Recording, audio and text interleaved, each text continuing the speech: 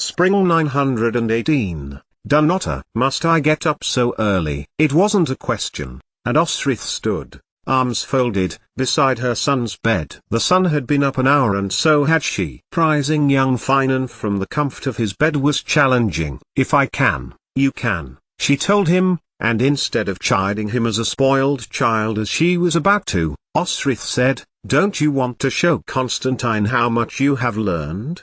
Athair says I can become a scholar, replied young Finan, stretching his arms and yawning. Athair, Osrith thought. She hadn't heard him call Constantine that before. Yet, Edra called him that, and so the boy must just have copied his sister. She waited as young Finan got on his boots and, still yawning, made his way down to the armory, his mother close behind him. True, the sun was just up, but she had been taking young Finan with her on patrol. Sainid had organized the watches, and Osrith had volunteered for the dawn watches, which she loved to start the day with. Young Finan, however, was not the best in the morning, but he was young, and would get used to it. And, it gave him ample time to see the land where he lived, the place that was his home, from the vantage point of a warrior. Helping him on with light mail, Osrith then led a yawning boy out to the stables, to one of the ponies. She had not regretted not challenging Constantine about going with him to the wall. Here was a good place for her, a peaceful place. The company had been gone for 3 weeks now, and no word had been sent, which was a good thing. Constantine was not calling for reinforcements, nor Eswe sending his spies with fast news of death or defeat. No, Osrith could only think that the meeting with Sigtryg, Ethelfled and Edward was a success, although there was no news as to when they might be returning.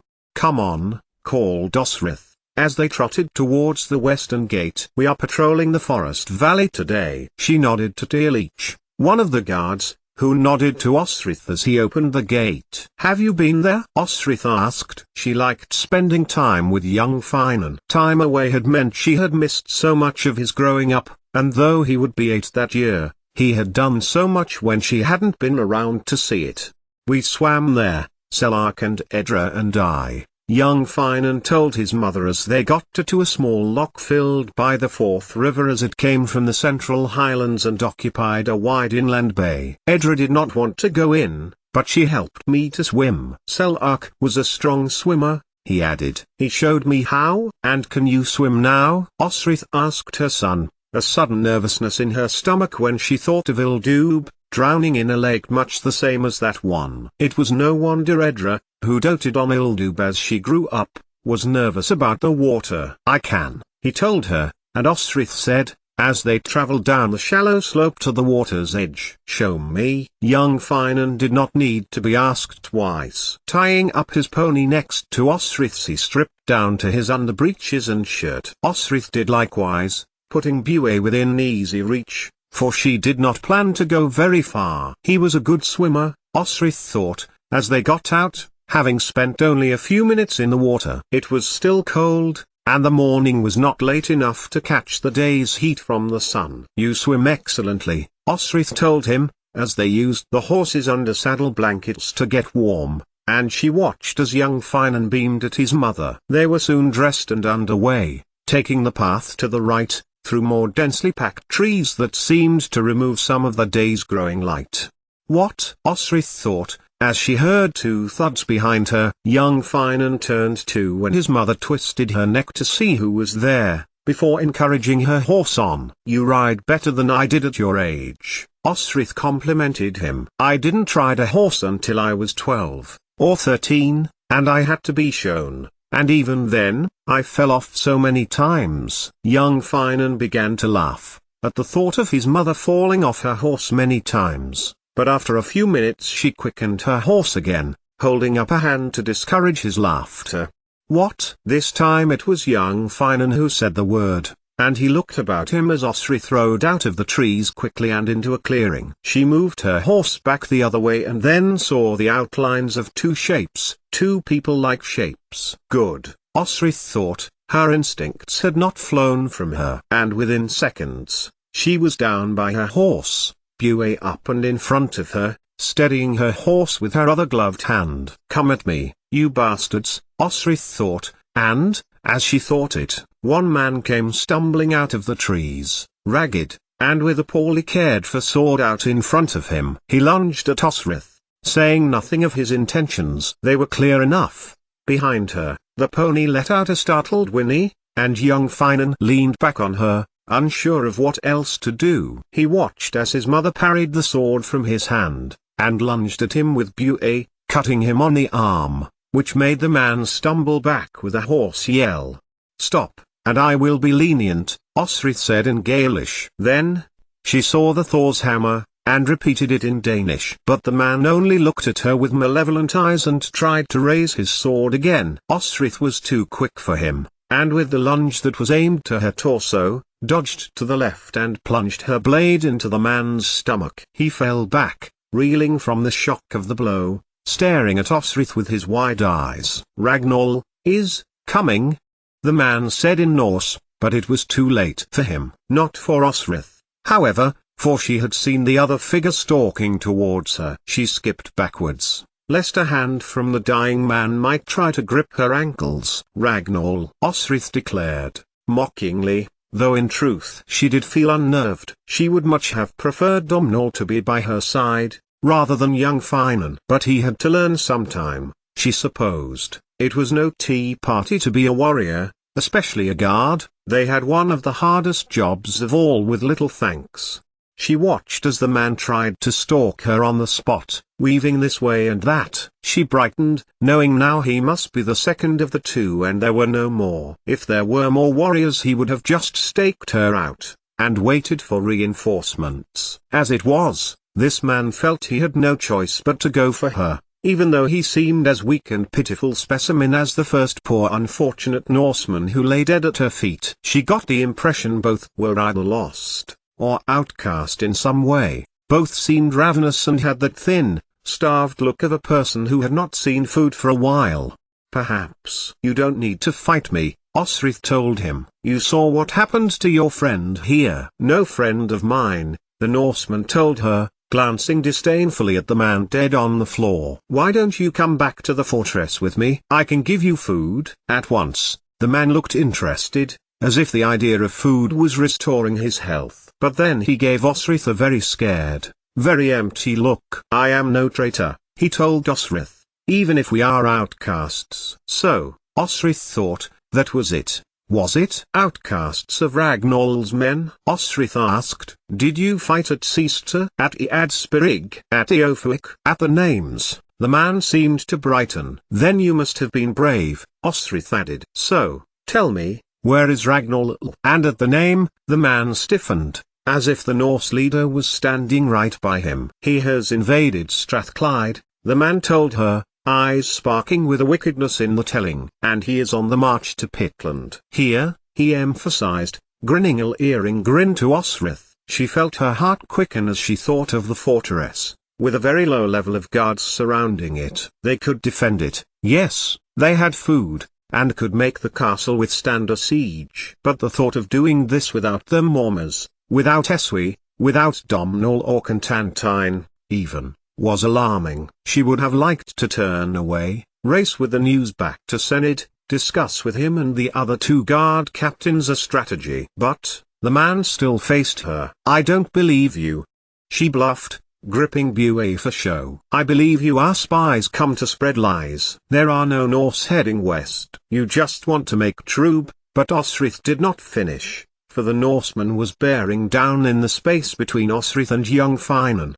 To his credit, the boy did not scream, nor did he scream when Osrith, much quicker with her blade than he was with his, plunged buée up under his ribs. She twisted for good measure, and the man heaved blood all down his neck and face, spitting it into the air before himself. As Osrith withdrew buée and wiped it on the meadowsweet that was just coming into flower under a thorn tree, before scooping up the two men's weapons, best to be put to use by Alba soldiers than bandits or other Norse outlaws that still might be lurking. Best up the patrols in the west, too, especially the forest. Osrith turned, and pulled herself back up onto the horse, urging young Finan to flank her, for they were going to go a shorter way through the woods and end up at the northern gates of Dunnottar. It took a few seconds for her to realize that young Finan was not with her. Osrith turned and looked at her son, who was pale in the face, with wide, staring eyes not much different to the starving Norseman dead behind them. His lip was quivering. "Bet you didn't think your mater could do that,"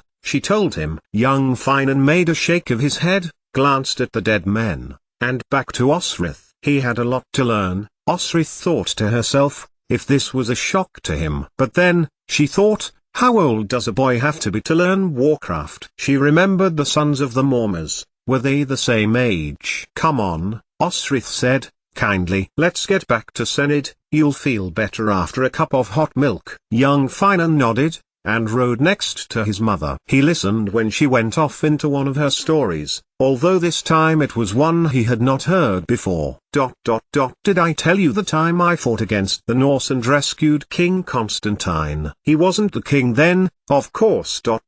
His father was king. 88,888,888. I have heard about what she has done, but I didn't expect to see it happen, young Finan told Senid, while Osrith took sword practice outside. He could hear the clash of steel as his mother trained the Mormers' sons. He would have been out there, as Senid had advised, only he had thrown up in the stables and Senid had brought him inside the armory, wrapping him up in a blanket and finding him some well water to drink. "That's the life of a warrior," Senid told young Finan. "You get used to it, rather than you and your mater." At this, young Finan threw up all the water he had sipped over the last half an hour over the clean armory floor tiles. Senid gave him a rub on the shoulder. "I'll get Edra, shall I?" Senid offered, but young Finan held up a hand, before throwing up again. No. No. He spluttered. "I don't want anyone to see me like this." Senid rubbed his shoulder again, and then crouched to his level. "Perhaps you are sickening for something," he told young Finan, evenly. "Perhaps you need some time to recover from that." It wasn't a reasoned suggestion, merely a way to get out of an embarrassing situation, and even at young Finan's age he understood that, and smiled back to Senid gratefully. "I will try," he told Senid, once he had returned and they waited for Edra to come from the kitchens where she had been consulting on the linen. "I know Mater only wants best for me. It's an honor to be a warrior, so Ater says." "The king, I mean." "It is," Senid assured him. "And if you wish to be a scholar, so be it, but sometimes monasteries get attacked too, and it's best to know what to do with the pointy end." And young Finan smiled wanly to Senid as Edru put an arm around the boy and led him back to his bed. And Senid thought he had better let Osrith know what it was that her son had named Constantine. The boy thought the king was his father. 8,888,888. Corbridge, May 918. It had taken 3 weeks to get from Dunnottar to the old Roman wall, the demarcation line plotted by the soldiers from that empire. Here, they decided their land ended and that savagery began. Utad had been camping there, and moving around Yvering. He had known that someone was tailing him as he prepared his plan for Bibbenberg. They had less than 24 men. Constantine had 800, from Dunnottar, and also Diffenwell's men garrisoned at Caerleguilid. Utad had left, then, after thanking Constantine for ridding them of Inner White, who Wiha had been paying as defenders of Bibbenberg, and who had been plotting to overthrow Wiha himself. The treaty between Constantine and Wiha still held, and Constantine's claim to the wall had gone unchallenged, because Edward had invaded Eothwic, despite a mercant treaty, which didn't apply to the West Saxons, it seemed. So Constantine had stationed Strathclydian and Pictish troops on the wall, probably the first time since the Romans had left, declaring to all who challenged them that the land to the wall, including Bibbenberg, was Alba. Now, Domhnall looked across to a weary, yet defiant Utad, who had been invited into the fort. Before, he had occupied it, and had given them poor welcome. One of his men had even killed Eadna, one of Engus's men, when he had been sent to make their welcome known. Ignorant Saxons, to not even bother to try to understand what the man was trying to tell them. This time, Constantine had arrived at Heavenfield, directly south, and had been met by one of Lady Ethelflaed's men. Aldhelm, he was called. Osrith had spoken of Aldhelm, of being a loyal but fair man. The lady, and the king of the West Saxons to camp at a village called Corbridge. That was in the Northumbrian section, south of the wall. He knew he looked magnificent, Domhnall thought, with his raven black hair dressed with his gold circlet, gold found, no less, in Dulriada. Gaelish gold for a Gaelish king. Although, he was Alba now, the old countries far more united than ever the Anglish and Saxon kingdoms south seemed to be. His mail was polished until it shone, and Constantine wore his dark blue cloak,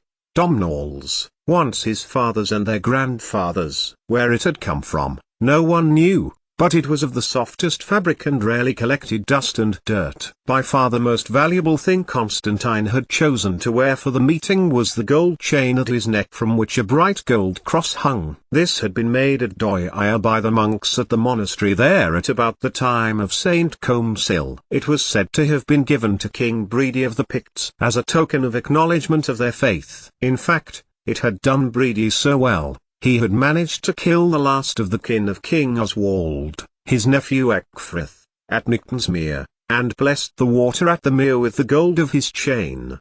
And now he was standing with 4 of his warriors, ready to ransom Selark as insurance that he would keep the agreement that would be made. Selark was nervous, of course, but he had been ransomed to Uhtred, currently warrior to Ethelflaed, before. Whether he would ever be of Bibbenberg was another matter. Constantine had his own agreement with Wigger, of course, and Uhtred would know this.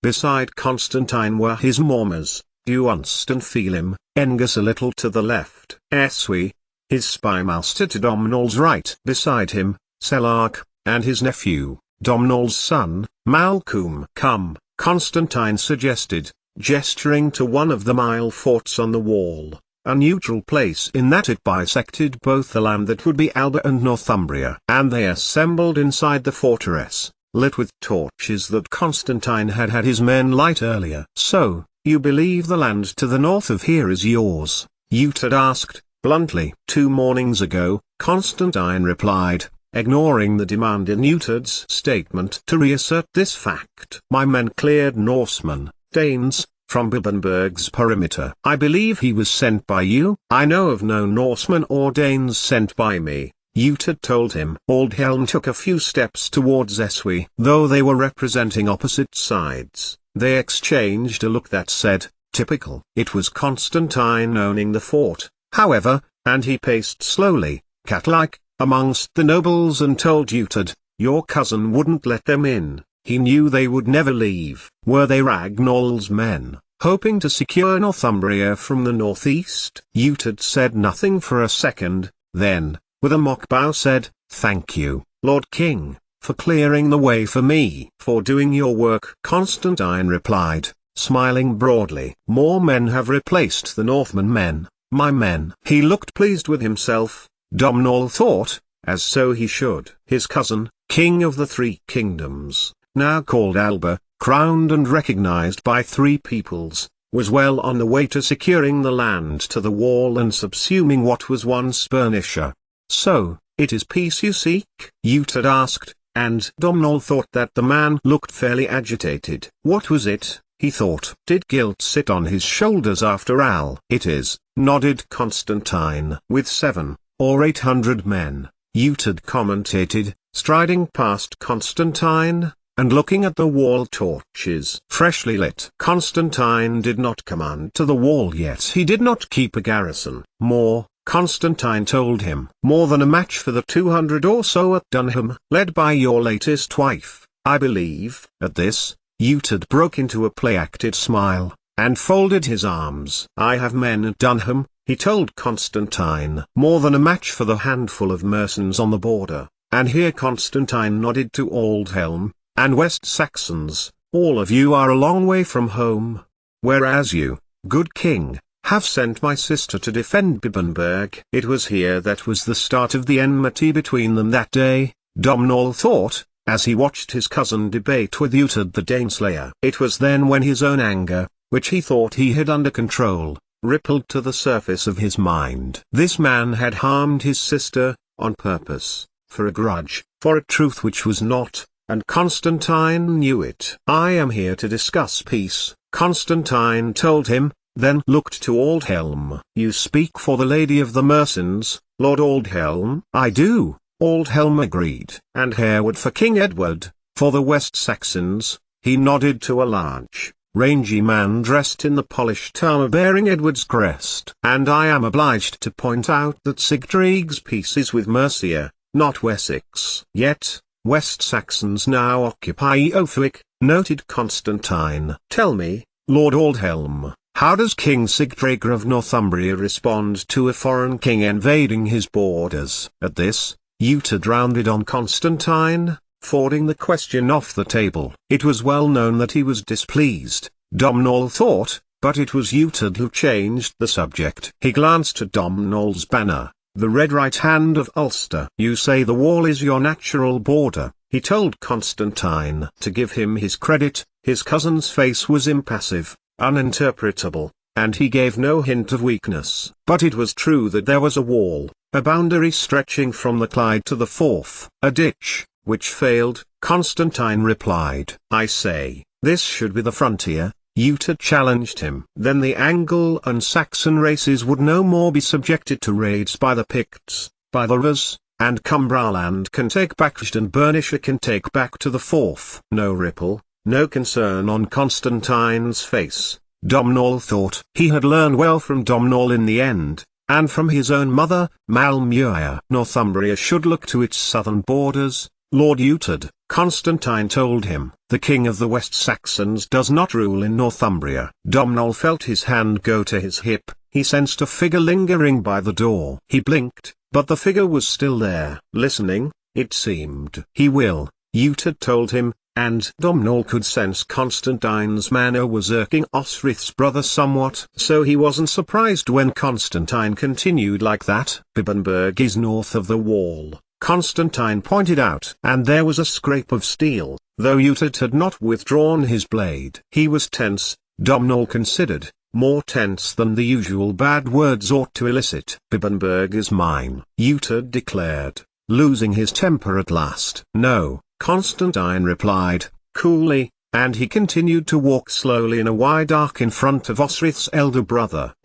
"It was never yours. It belonged to your father and now your cousin, maybe even belongs to your sister. But your cousin needs a wife," Constantine pointed out. "I have a daughter." Uhtred glared at him. "She is not yours to give, and besides, is she not already betrothed?" But Domhnall watched as his cousin raised a hand and waved it gently. "Come now, Uhtred, let us talk of peace," Constantine replied, talking as if to a scared child. "Your peace is conquest," Uhtred replied. But the king of Alba stood still and continued in the slow, encouraging tone. "We are moving the frontier back to where it should be. Bibbenberg is mine." And it seemed then that the air shifted. The Uhtred with his petulant tone evaporated and an Uhtred with a low, deep violence appeared. "Not while I live," he told Constantine. "I know you have been having me watched again." "Why would I want to kill you?"